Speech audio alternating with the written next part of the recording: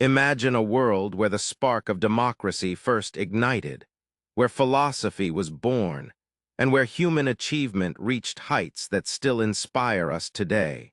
This is the story of the Hellenic world, an extraordinary period in ancient Greek history that began in 507 before the Common Era, when Athens established its first democracy and continued until 323 before the Common Era, marked by the death of the legendary Alexander the Great. This golden age of classical Greece would shape the very foundations of Western civilization, giving birth to ideas and innovations that echo through the millennia to our present day. Our journey begins with Solon, the great lawgiver of Athens, whose wisdom guided the city for 22 remarkable years as its archon. Solon was a visionary who understood that true strength came not from the power of a few, but from the voice of many. He enacted reforms that would lay the groundwork for something unprecedented in human history. Yet, even the greatest plans face challenges. After Solon retired from public life, believing his work complete, the city he had carefully guided fell under the rule of Pisistratus, a man who seized power and established himself as dictator, though he was wise enough to continue many of Solon's policies. Pisistratus ruled Athens with an iron grip, yet he was no mere tyrant. He understood the value of Solon's vision and maintained many progressive policies, even while favoring the aristocracy. After his death, his son Hippias inherited this delicate balance of power. For a time, Hippias continued his father's approach, walking the tightrope between dictatorship and reform. But tragedy has a way of changing men.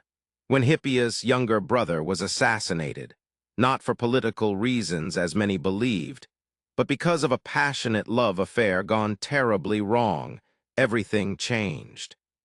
Paranoia gripped the ruler's heart, and the benevolent dictator transformed into a fearful tyrant, instituting a regime of terror that suffocated the very people he once governed with restraint. The people of Athens could endure tyranny no longer.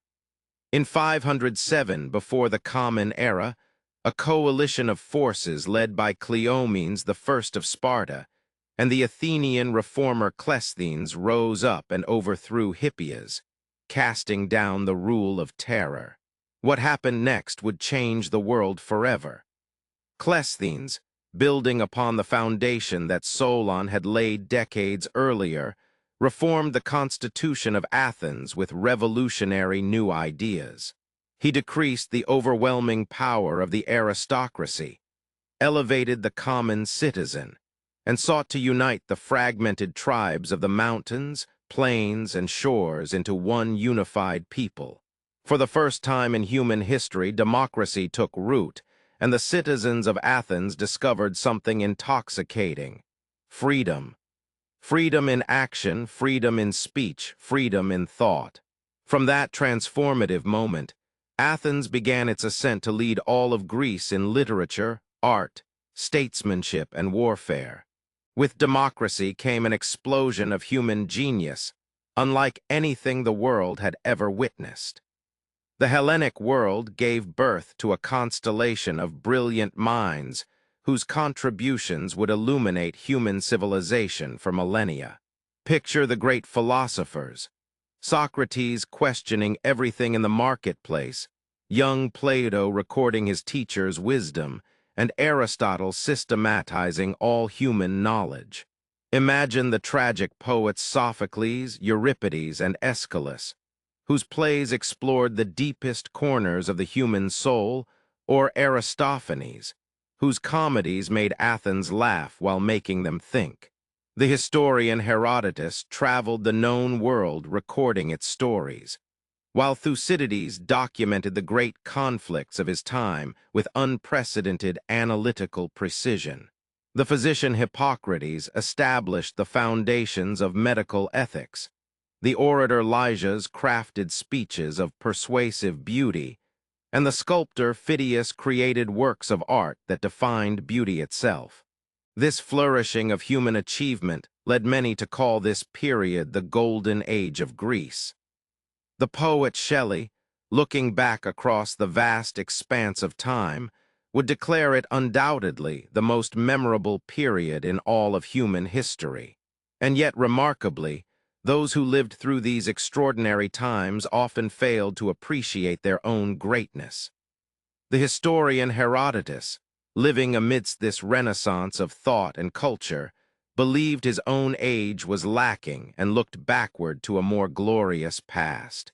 Even more intriguingly, the ancient poet Hesiod, who lived centuries before in the 8th century before the Common Era, had looked at the very age Herodotus admired and called his own times wicked, depraved, and dissolute, hoping desperately that the future would produce better men. Perhaps greatness is always most clearly seen from a distance, like a mountain whose true majesty only reveals itself when viewed from afar. The Hellenic world was centered around magnificent city-states that became legendary. Powerful Athens with its wisdom, fierce Sparta with its warriors, Corinth with its wealth and commerce, Thebes with its military might, and sacred places like Olympia, Delphi, and Eleusis, where mortals sought communion with the divine. At the heart of Greek life stood Mount Olympus itself, believed to be the dwelling place of the gods. These weren't distant, uncaring deities but active participants in human affairs, or so the Greeks believed with passionate conviction. The gods were so central to Greek life that questioning their existence could bring the death penalty. As the philosopher Protagoras, the great Socrates, and the charismatic general Alcibiades all discovered to their peril. Only Critias, the powerful Athenian statesman sometimes called the first atheist, escaped condemnation, protected by his political might. In honor of these ever-present gods, the Greeks created some of the most magnificent structures ever conceived by human hands. The Parthenon of Athens rose in gleaming white marble atop the Acropolis, dedicated to Athena Parthenos, the virgin goddess who protected the city. At Olympia, the mighty temple of Zeus housed one of the 7 wonders of the ancient world, a colossal statue of the king of gods so magnificent that those who beheld it were said to be forever changed.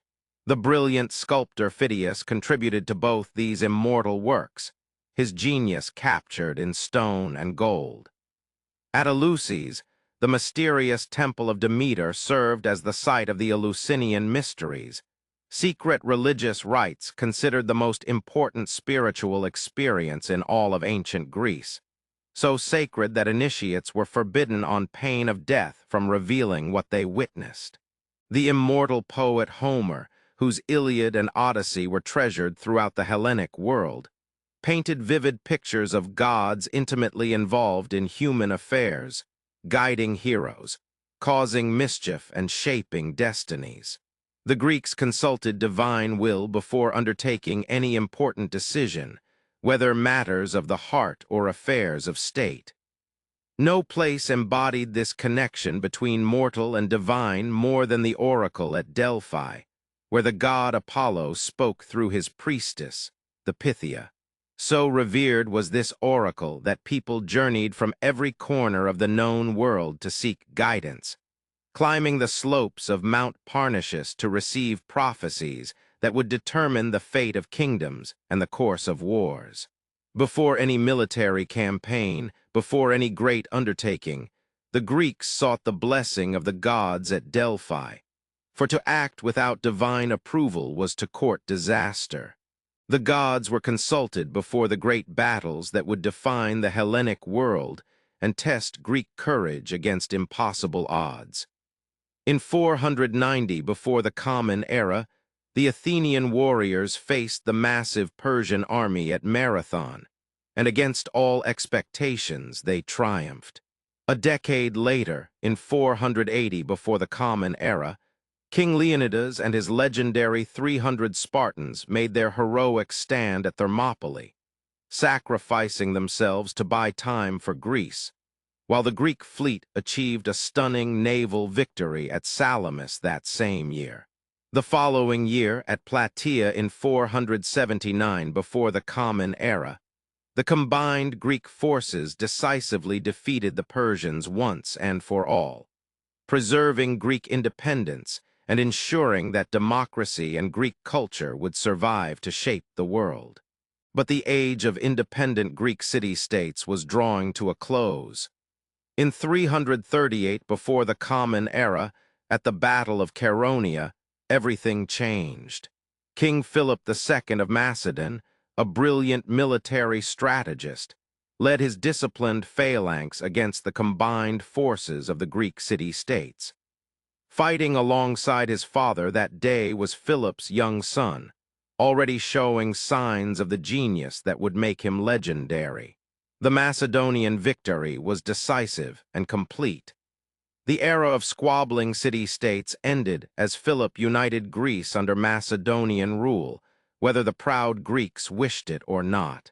The independent spirit that had defined the Hellenic world was giving way to a new age of empire, though none could yet imagine how far that empire would extend. Philip II's life was cut short by an assassin's blade, but his vision lived on through his son. The young prince who had fought at Chaeronea would become Alexander the Great, perhaps the most successful military commander in all of human history. Alexander would take the culture, philosophy, language, and civilization of the Hellenic world and carry it on an unprecedented campaign of conquest that would reshape the known world. From Greece to Egypt, from Persia to the borders of India, Alexander spread Greek culture across vast territories, creating a fusion of civilizations that would persist long after his death at the young age of 32. Though the Hellenic world ended with his death in 323 before the Common Era, it gave birth to something new. The Hellenistic world, where Greek culture blended with those of the East, creating a legacy that would endure for centuries and ultimately shape the civilization that would follow Greece as master of the Mediterranean. Rome. Enjoyed the video? Give it a thumbs up and don't forget to subscribe to the channel for more fascinating journeys through history. See you in the next one.